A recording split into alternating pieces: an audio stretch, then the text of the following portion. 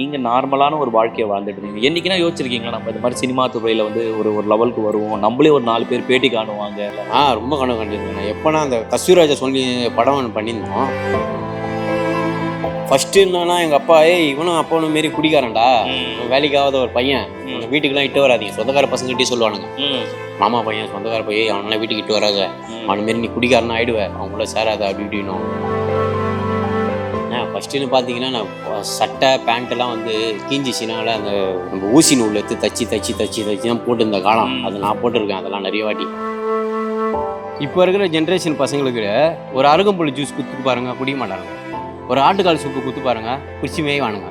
அதெல்லாம் என்ன ஆகும், சில மசூல்ஸ்லாம் வந்து பல்காக ஆரம்பிக்கும், கேஸு ஓவர் ஃபார்ம் ஆகும், ஹார்ட் அட்டாக்லாம் வர காரணமே அதுதான். நானே பார்த்துருக்கேன், ஜிம்முக்கு போயிருக்கேன், ஜிம்லேயே இறந்துருக்காரு, டம்பிள்ஸ் தூக்கும்போது கிழிந்து ஹார்ட் அட்டாக் வந்திருக்கு. அவர் புனித் ராஜ்குமார்லாம் அந்த செத்த காரணமே ஹார்ட் அட்டாக் வந்த காரணமே எதுவுமே ஜிம்முன்னா. ஜிம்மு கோச்சிங்னு நம்மளுக்கு இப்போ ஃபுல்லாக ட்ரெயின் பண்ணுறது யாருன்னா விக்ரம், நம்ம பெஸ்ட்டு ஃப்ரெண்டு. நான் எனக்கு இப்போ ஜெயிலர் 2 சில படம் வாய்ப்பு. ஆனால் இப்போ கொஞ்சம் கொஞ்சமாக கடவுள் புண்ணியத்தில் வந்துட்டு இருக்கேன். அந்த வேலைக்கு கொஞ்சம் போக முடியல என்னால், ஏன்னா அந்த வேலையை விட்டு எனக்கு வர மனசு இல்லை. இப்போ அந்த ட்ரெஸ்ஸை போட்டுன்னு போகிறேன், என்னை வீட்டுக்குள்ளே சேர்க்குறாங்க, அதெல்லாம் எனக்கு ரொம்ப பெருமையாக இருக்குது. அது சில டைமில் நானே அழுதுக்கிறேன். அப்புறம் பணியார வேலையை பார்த்து அவங்க மதிக்கிறாங்க. சினிமா கம்பெனி நல்ல கம்பெனி மதிக்கிறாங்க. வேறு வேலையிலேருந்து போயிருந்தால் தான் ஒரு மாதிரி பார்ப்பாங்க, ஆனால் இந்த வேலையிலேருந்து போயிருந்தா ஒரு கேரவன் கொடுக்குறாங்க, நல்ல நிலைமைக்கு வைக்கிறாங்க.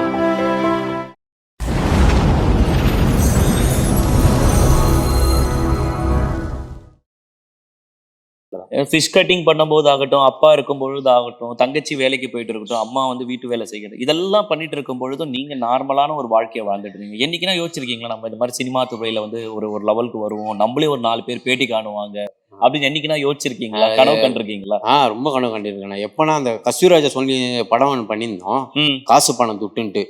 ஆக்சுவலா சாருது அதுல ஆனந்த வீடன் பேப்பர்ல இன்ட்ரா குத்துட்டு அதுல வந்து சார் வந்தாரு. அதுல வந்து மெயினா தான் பண்ணியிருந்தான் அந்த கஸ்தூராஜா. தனுஷ் சார் வந்திருந்தாருங்களா? அப்பா வந்திருந்தாரு, கஸ்தூராஜா சார் வந்திருந்தாரு. வந்து ஆபீஸ் வாடா அப்படின்னாரு. போட்டோ ஷூட்லாம் வச்சாங்க, அதுல செலெக்ஷன் ஆகணும். நானு பாலன், ஃபிக்தனோட பாலன், மித்ரன் ப்ரொடியூசர் பையன், 3 பேரும் ஒரு படம் பண்ணோம். அதுல மெயின் கேரக்டர் தான் ஃபுல்லாவே. அவர் தான் சினிமா பற்றி நம்மளுக்கு எல்லாமே சொல்லி கொடுத்து, சினிமா எப்படி எப்படின்னு சொல்லி கொடுத்தவர். ஆனால் ராஜ்கிரண் சார்லாம் வந்த காரணமே நம்ம கஸ்தூராஜா சார் தான். கண்டிப்பாக அவரே வளர்த்து விட்டவர், சிங்கத்தையே வளர்த்து விட்டவர். பூனிகளை வளர்க்க மாட்டாரா அப்படின்னு தான் நாங்கள் ட்ராவல் பண்ணோம். படம் அவர் என்ன தெரியல, படம் வரல. அதெல்லாம் அந்த பிரேக்கில் விட்டாச்சு. அப்புறம் அந்த கார்பரேஷன் வேலையை முன்னாடி வந்து அந்த பால் பாயா போகுனா ஹவுஸ் கீப்பிங் வேலை செஞ்சு, பாத்ரூம் கழுவு வந்து, எச் பிளேட் கழுவு அப்படி போயிருந்து ட்ராவலு. அப்புறம் இடையில தான் எங்கள் தங்கச்சி போன பிறகு நான் ஒரு 6 மாதமாக இந்த வேலைக்கு போக ஆரம்பித்தேன். போன பிறகு உச்சத்துக்கே கொஞ்சம் கொஞ்சமாக போயிட்டு இருக்கேன் கடவுள் புண்ணியத்தில். ஆரம்ப காலகட்டத்தில் நீங்களுமே வந்து உங்கள் அப்பா மாதிரியும் வந்து சரக்கு போட்டுட்டு ரொம்ப அப்படியே ஒரு வாழ்த்தனம் பண்ணிட்டு ஏரியாவில் சுற்றிட்டு இருந்தீங்க. இன்னைக்கு உங்கள் ஏரியா மக்கள் எப்படி உங்களை பார்க்குறாங்க? இன்னைக்கு வந்து பார்த்தீங்கன்னா நிறைய யூடியூப் திறந்தாலே உங்களோட வீடியோஸ் நிறைய வந்துட்டே இருக்குது. இன்னைக்கு உங்கள் ஏரியா மக்கள் எப்படி உங்களை பார்க்குறாங்க, எப்படி உங்ககிட்ட வந்து பேசுகிறாங்க, பழகுறாங்க? ஃபர்ஸ்ட் என்னன்னா எங்கள் அப்பா இவனும் அப்பனும் மாரி குடிக்காரன்டா, வேலைக்காகாத ஒரு பையன், வீட்டுக்கெல்லாம் இட்டு வராதிங்க, சொந்தக்கார பசங்கிட்டே சொல்லுவானுங்க. மாமா பையன் சொந்தக்கார பையன் அவனெல்லாம் வீட்டுக்கு இட்டு வராத, அவன மாரி நீ குடிக்காரனா ஆயிடுவேன், அவங்கள சேராத அப்படி இப்படின்னும். இப்போ நம்ம துப்புரவு பணியாளர் வந்தவொடனே ஸ்டேட்டஸ் அப்படி இப்படின்னு பார்த்து, ஸ்டேட்டஸ்னால் அந்தமாரி ஸ்டேட்டஸ் கிடையாது, இந்த மீடியாவில் பார்த்து இன்ஸ்டா இதெல்லாம் பார்த்து என்னடா இவ்வளோ பேர் இந்த அளவுக்கு வந்துட்டிய, வீட்டுக்கு வாடா சாப்பிட வானா, வராத வாயே சாப்பிட வான்னு கூப்பிடுறதுனா எது காரணம்? துப்புரவு பணியாளர் வேலை அதுமாரி நான் வச்சு இந்த செயற்கையெல்லாம் அவாய்ட் பண்ணிட்டு நல்ல இது வந்ததால இப்போ அவங்களே நம்மளை கூப்பிட்றாங்க. நான் அவங்களாம் போகிறது கிடையாது. நம்ம வேலை உண்டு, வீடு உண்டு, அம்மா தான் நல்ல நிலைமைக்கு இட்டு போகணும், அந்த ஏமில் இருக்கு. அந்த ஒரு குறிக்கோளை வச்சுட்டு குதிரை ஓடுற மாதிரி அதை நோக்கி இருக்கணும். மெயினு நம்மளுக்கு எல்லா டைரக்டர் சார் படமும் பண்ண நான் நிறைய விஷயம் கற்றுக்கணும் அவங்ககிட்ட. அந்த ஏமில் இருக்கேன். நான் ஒரு வில்லனா பண்ணோம், ஒரு காமெடியானா பண்ணோம். அதான் நம்மளுக்கு ட்ரீமே. ஹீரோவா வேண்டாம், ஹீரோனா நம்மளுக்கு யாருன்னா கொடுப்பா, அது பார்த்துப்பாரு, கடவுள் இருப்பாரு, அதுக்கு ஒரு நல்ல வழி காட்டு. சரி, இதெல்லாம் ஒரு பக்கம் இருந்தாலும் சரி, ஓகே, சினிமா துறைக்கு வரட்டும். நீங்கள் போடுற ட்ரெஸ்ஸிங்ஸே யூனிக்காக இருக்கு. எப்படி அதுக்குன்னு எதனா டிசைனிங் என்ன வச்சுருக்கீங்களா, இல்லை பார்த்து வாங்குவீங்களா? ஒவ்வொரு ட்ரெஸ்ஸும் பார்த்தாலே எங்களுக்கே எங்கே தான் வாங்குறீங்கன்னு கேட்கணும் போல இருக்கும். இந்த ட்ரெஸ் ஆகட்டும், நீங்கள் போடுற பல ட்ரெஸ்ஸஸ் பார்த்துருக்கேன், பார்க்கறதுக்கே டிஃப்ரெண்ட்டாக இருக்கும். எப்படி இதெல்லாம்? ஃபஸ்ட்டுன்னு பார்த்தீங்கன்னா நான் சட்டை பேண்ட்டெல்லாம் வந்து கீஞ்சிச்சினால அந்த நம்ம ஊசி நூல் எடுத்து தச்சு தான் போட்டிருந்த காலம் அது நான் போட்டிருக்கேன். அதெல்லாம் நிறைய வாட்டி. அந்த பழசெல்லாம் இன்னி வரைக்கும் நான் மறக்கலை. அதெல்லாம் விட்டு இந்த நிலைமைக்கு நான் வந்திருக்க காரணம் துப்புரவு பணியாளர் தான். அதெல்லாம் வந்த காசுங்க என்னன்னா அந்த அட்டை ஓப்பனாக சொல்கிறேன்னே, ஓப்பனாக அந்த வேலையை முடிச்ச பிறகு அட்டை பொறுக்குவேன், பேட்டரி கன் பொறுக்கி போடுவேன். அதெல்லாம் பொறுக்கி போட்டால் ஒரு 300 400 கிடைக்கும் நம்மளுக்கு. கடைசினா அதை சேர்த்து வச்சு என்ன பண்ணுவேன், எனக்கு தேவையான நம்ம குடிக்கிற பழம் கிடையாது. அப்பயே போயிடுச்சு எல்லாமே. குடிக்கிற பழம் கிடையாது. சரி நம்ம தேவையானது எதுனா வாங்கலாமே, நம்ம டிஃப்ரெண்ட்டாக மாறணுமே, டேலண்ட் நம்மளை இறக்கி விட்டானே கடவுள், நல்ல நல்விக்கு அமுச்சு விட்டாரு, என்ன பண்ணுறது யோசிச்சுட்டே இருந்தேன். சில மாட்டில் சில ப்ராப்பர்ட்டிலாம் நம்மளுக்கு குப்பையில் கிடைக்க ஆரம்பிச்சிது. புது ட்ரெஸ்ஸு, அடிடாஸு, நைக்கு, அதுமாதிரி ஜெர்சி இதெல்லாம் கிடைக்க ஆரம்பிச்சிது நம்மளுக்கு. இதெல்லாம் போடலாம் பிராண்டா அப்படின்ட்டு போட எனக்கு ஸ்பெஷலிஸ்ட் ஓவர் ஆகி போச்சு. நம்ம இந்த மாதிரி தான் அவனா நம்மளுக்கு லைக் பண்ணுவாங்க அப்படின்ட்டு. அப்புறம் நம்ம வர காசுங்களை ஃபென்சரு அந்தமாரி போய் எடுப்பேன். நம்ம நான் எடுக்காத ட்ரெஸ் யாரும் எடுக்கக்கூடாது அந்தமாரி நம்மளுக்கு. அதுமாரி நான் ஆடிஷன் போனால் அந்த 10 பேரில் துண்டா நான் தெரியணும். ஒரு டேரக்டர் சார் இருக்காங்கல்ல, அந்த பையனை கூப்பிட்றான், அந்த பையனுக்கு ஒரு வாய்ப்பு கொடுறான் அப்படின்னு சொல்லணும். அதுதான் நம்மளுக்கு ஒரு ஆசை. இதெல்லாம் வந்த காரணமே நம்ம துப்புர பண்ணிடுற வேலை தானே. செய்யும் தொழிலே தெய்வம்ன்ற மாதிரி அவனை கோபுரத்துக்கு கோபுரத்தில் இருக்கிற மாரி ஆரம்பத்துல இருந்தே உங்க தொழில் மேல இருக்கக்கூடிய அந்த ஈடுபாடு, ஒரு புரிதல் இதெல்லாம் கடந்து எனக்கே ஜெலஸா இருக்கு. உங்க பாடியை பார்க்கும்போது என்ன மாதிரி ஒர்க் அவுட்ஸ்லாம் டெய்லியும் பண்ணுவீங்க? ஃபுட் டயட்ஸ் என்ன எடுத்துப்பீங்களா, இல்லை நல்ல ப்ரோட்டீன் ஃபுட்ஸ் எல்லாம் சாப்பிடுவீங்களா, ஆப்பிள் அந்த மாதிரி விஷயங்கள்லாம் எடுத்துப்பீங்களா? பாடியே பயங்கரமா ஒரு கட்டு மஸ்தா வச்சிருக்கீங்களே. ஆக்சுவலானா நான் பாதாம், பிஸ்தா, ஏலக்காய், சர்க்கரை அதெல்லாம் ரொம்ப சக்கரெல்லாம் ரொம்ப சேர்த்துக்க மாட்டேன். ஃபுல்லாக தண்ணியில் தான் ஊற வைப்பேன். பூசணிக்காய் விதை, ஒரு மாதுளப்பழம், ஒரு நெல்லிக்காய், அதெல்லாம் கொட்டை ஏற்றிடுவேன். நெல்லிக்காய் கொட்டை ஏற்றிட்டு அந்த பெரிய ஒரு டப்பா எடுத்து முந்திரி, பாதாம் பிசினி, அத்திப்பழம், இது ட்ரை ஃப்ரூட்டு நிறைய அந்த என்னென்ன ட்ரை ஃப்ரூட் இருக்கோ அது எல்லாத்தையும் ஊற வச்சுட்டு காலையில் அரைச்சி ஜிம்முக்கு எடுத்துட்டு போயிடுவேன். ஜிம்முன்னு கிடையாது, இது வரைக்கும் பாருங்க, இது ஒரு மேனுவல். என்ன மாதிரி மேனுவல் ஒர்க் அவுட்லாம் பண்ணுவீங்க? மெயின் நம்மளுக்கு அந்த சிங்கிள் பார் தான். எதுங்க? அது வரைக்கும் பாருங்க, சிங்கிள் பார். ஓகே, ஆக்சுவலாக அதுதான் மெயின். ஆனால் நம்ம வெயிட்டை நம்ம போட்டால் தான் நம்மளுனா ஜுரம். சிங்கிள் பார் போட்டு புஷ்அப் பண்ணுவீங்க. ஆமாம், அது என்னன்னா எஃபெக்ட் என்னன்னா நம்ம வெயிட்டை நம்ம போடணும். வெயிட்டை தூக்கி ஆச்சுன்னா வேஸ்ட் ஆகுது. அது சோம்பேறித்தனம். சில பேருக்கு நல்ல விஷயம், நான் சில பேருக்கு ஒத்துக்க. நம்மளுக்கு இதுதான் பெனிஃபிட். என்ன ஜுரம் வந்தாலும், என்ன மாரி ஜுரம் வந்தாலும், இது 1 வாரம் இல்லை 2 வாரம் இருந்தாலும் அந்த உடம்பு அப்படியே இருக்கும், உடம்பு குறையாது. ஜிம்மாக இருந்தால் பம்பில் காற்றடிக்கிற மாரி புசுன்னு காற்று அடிச்சுட்டு ஜிம்மை விட்டு இறங்கி வந்தோன்னா காற்று இறங்கிடும். இது இறங்காது. நீங்கள் இதை ஒர்க் அவுட் பண்ணிட்டு போய் பார்த்தீங்கன்னா ஒரு 2 நாள் அந்த உடம்பு நீங்கள் வரலன்னா கூட அந்த உடம்பு அப்படியே ஃபிட்டாக இருக்கும். ரேம்போ ராக்கி மாரி இருக்கும். ஒரு கன்று ஒன்று அச்சு நிச்சயம் வச்சுன்னா அந்த மாரி சரியாயிட்டு மாரி. இதே ஜிம்முக்கு போனால் நம்ம ரோனி கார்னர் மாரி சப்ளிமெண்ட் எடுக்கணும், இன்ஜெக்ஷன் பண்ணணும். அதெல்லாம் அதுக்கு இயற்கையாக ஒரு கடவுள் ஒன்று கொடுத்துருக்காரு, மேனுவல் கொடுத்துருக்காரு. அது சிங்கிள் பார் பண்ணி காட்டுறேன் எப்படி பாருங்க. இதில் எல்லாமே உயும், பைசப்ஸு ட்ரை உயும், நல்லா ரேக்கு நல்லா பெருசாக உயும். அப்படிங்களா? இதில் நிறைய கிளாஸ் இருக்குது. இதுலேயே சிங்கிள் பார்லேயே நம்ம ஜிம்மில் இது ரோப்பில் போடுவோம். இப்படி கொஞ்சம் அந்த வெயிட்டை நம்ம வலிக்கிறோம். ஆனால் நம்ம வெயிட்டு இதில் போடுறோம். போட்டு காட்டுற பாருங்க.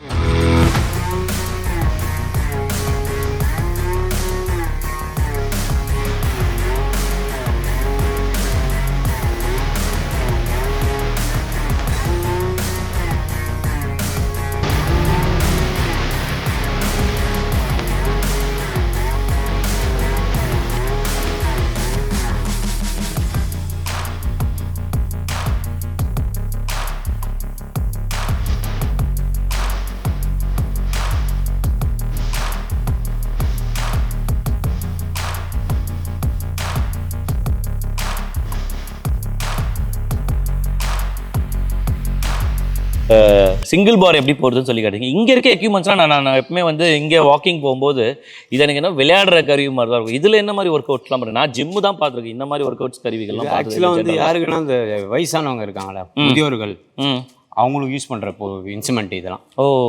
ஓகே. நரம்பு இன்ன வரைக்கும் ஸ்ட்ராங்காக இருக்கிற மாரி ஆக்டிவாக இருக்கிறதுக்கு அதுக்கு போடுற இதுதான் இன்ஸ்ட்ருமெண்ட். இது நம்மளுக்கு ஃபுல்லாக அந்த மேனுவல் தான். அது இதுக்கு நம்மளுக்கு ரொம்ப சம்பதம் கிடையாது, ரொம்ப துருவு. இதெல்லாம் ரொம்ப லாங் தான், ரொம்ப லாங்கு. ஏன்னா இதுலேயும் கொஞ்சம் அவ்வளோ எஃபெக்ட் ரொம்ப சீக்கிரம் இதுவாக லேட் பிக்கப் தான் இதெல்லாம். இப்போ இது எப்படி பண்ணணும்? இது பண்ணியிருக்கீங்களா ஆல்ரெடி நீங்கள்? ஃபுல்லாக இது நம்ம ஸ்காடுக்கு போகிறது. ஸ்காடு பண்ணுவோமா? நம்ம பண்ணி பார்ப்போமா எப்படி இருக்கு? ட்ரை பண்ணலாம். ஆக்சுவலாக இந்த மாதிரி கால் இங்கே வச்சுக்கணும். ஆமாம், கால் நல்லா ஹோல்ட் பண்ணிக்கங்க. ஏன்னா மிஸ் ஆகிடுச்சுன்னா அதெல்லாம் ஒன்றும் ஆகும். ஹோல்ட் பண்ணிங்கன்னா நல்லா ஹோல்ட் பண்ணிங்க.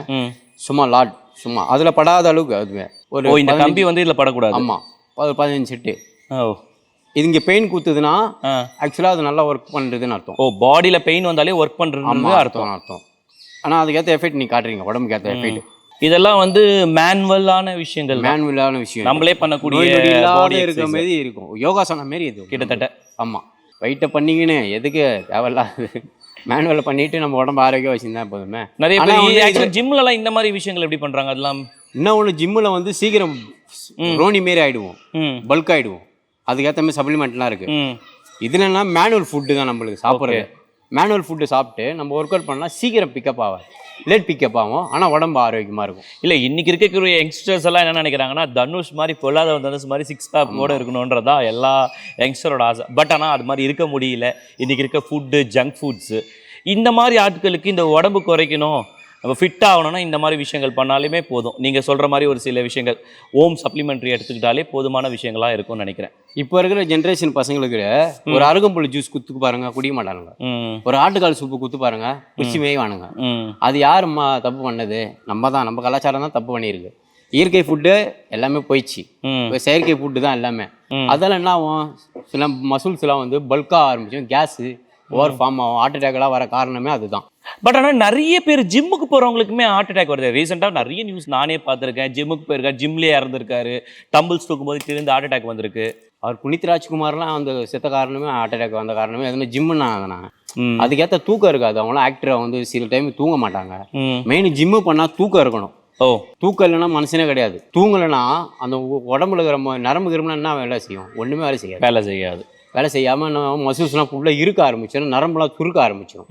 நரம்பு தான் அந்த ஆட்டுக்கு போகிற இதுவே சுருக்கிச்சின்னா என்ன பண்ணும்? அது மாதிரி நீ வெயிட்டை போட்டு அடிச்சிட்டே இருந்தா அது பம்பாகும். அந்த கேஸ் போய் அடிக்க உள்ள லாக் ஆகிடும். அதில் தான் சில பேர் சாப்பிட்றாங்க. அதுமாதிரி சப்ளிமெண்ட் வந்து எடுக்கிறவங்க வந்து அதுமாதிரி டாக்டர் சர்டிஃபிகேட்லாம் வந்து பார்த்து எடுக்க மாட்டாங்க. உடம்பு ஏற்றணுன்ட்டு செராய்டு அடிச்சுப்பாங்க அந்த நரம்பு தெரியணுன்ட்டு. அதில் நான் சில இன்ஜெக்ஷன் ஏற்றுக்கும் உடம்புக்கு, சில இன்ஜெக்ஷன்லாம் ஏற்றிக்காது. சில உடம்புக்கு ஏற்றுக்கும், சில உடம்புக்கு ஏற்றுக்காது. அதுதான் செயற்கையாக பண்ணிட்டு போனால் உடம்பு ஆரோக்கியமாக இருக்கும். பொதுவாக நீங்கள் இந்த மாதிரி இந்த கட்ஸ் எல்லாம் கொண்டு வரதுக்கு வந்து இந்த மாதிரி ஜிம் எக்யூப்மெண்ட்ஸ் உங்களுக்கு ஒரு பெரிய விஷயமா அமைஞ்சுதா, இல்லைனா நீங்கள் செஞ்ச ஜிம்னாஸ்டிக் தான் அதுக்கு உறுதுணையாக அமைஞ்சுதா? ஜிம்னாஸ்டிக் தானே. ஜிம்னாஸ்டிக் தான். நம்ம ஜிம்னாஸ்டிக் வந்து அப்போதுலேருந்து பண்ணி 19 வயசுலேருந்து பண்ணிட்டு ரொம்ப பவர் மூவெலாம் பண்ண மாட்டோம், நார்மலாக தான் பண்ணுவோம். அதுவும் உடம்பு ஆரோக்கியமாக வச்சுருப்போம். யார் ஆக்சுவலாக உங்களோட ஜிம்னாஸ்டிக்கோட குரு?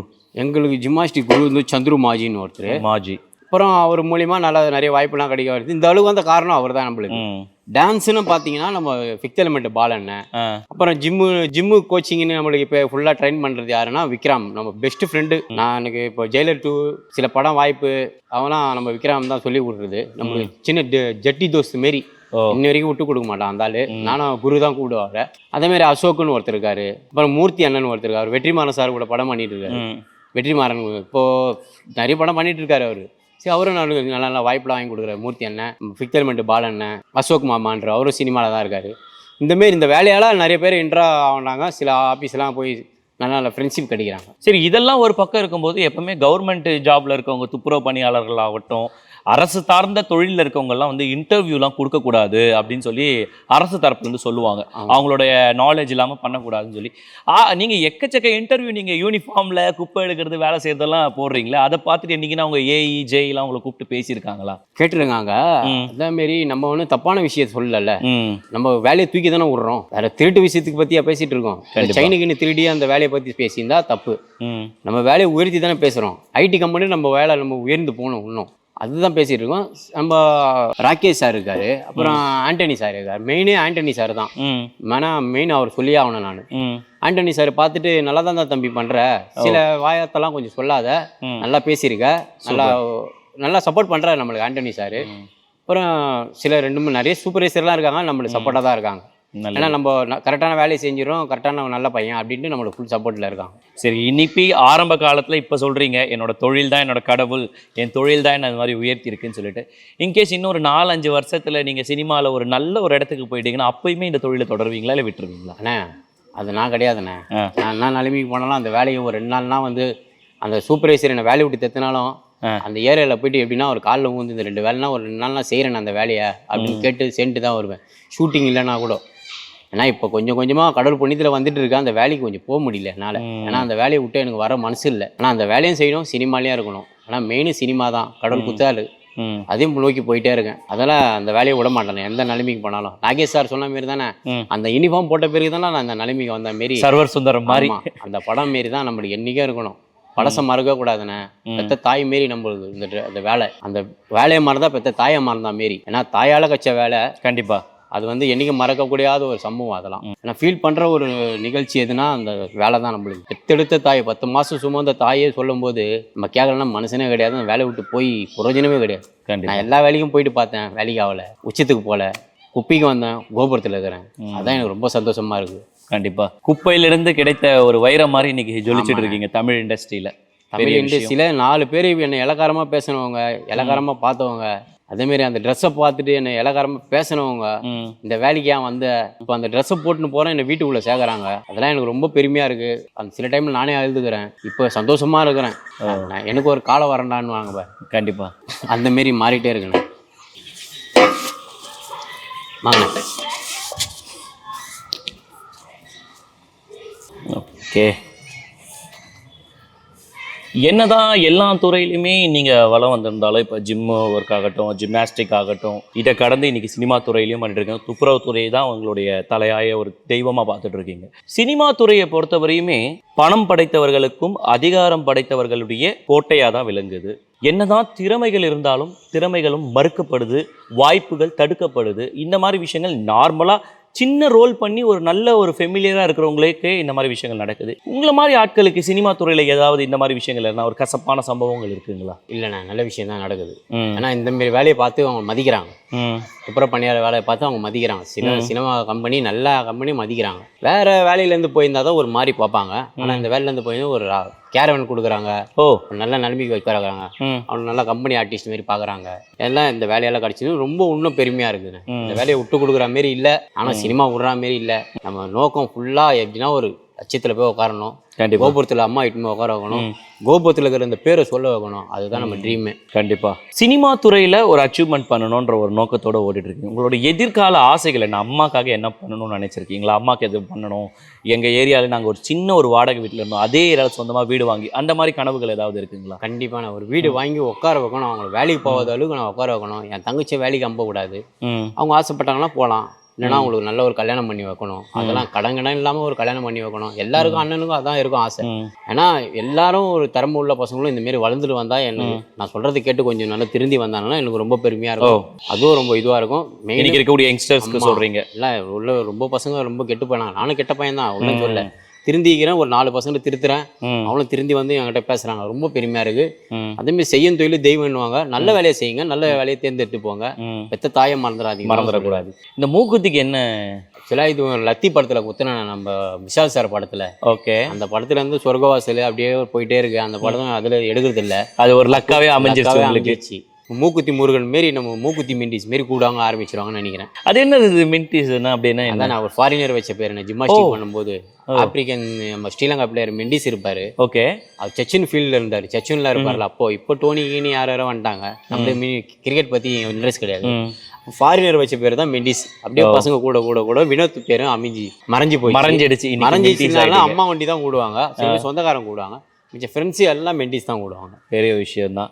வரும்பொழுதே இண்டஸ்ட்ரிக்கு வரும்போதே ஒரு அழகான பேரோட வருவீங்க. நிறைய பேர் இண்டஸ்ட்ரிக்கு வந்து தான் வந்து ரஜினி சார் ஆகட்டும், நிறைய முன்னணி நடிகர்கள் வந்து இண்டஸ்ட்ரிக்கு வரும்பொழுது தான் பேரை மாற்றினாங்க. பட் நீங்கள் வரும்பொழுதே அழகான ஒரு பேரோட தான் இண்டஸ்ட்ரிக்கு வந்திருக்கீங்க.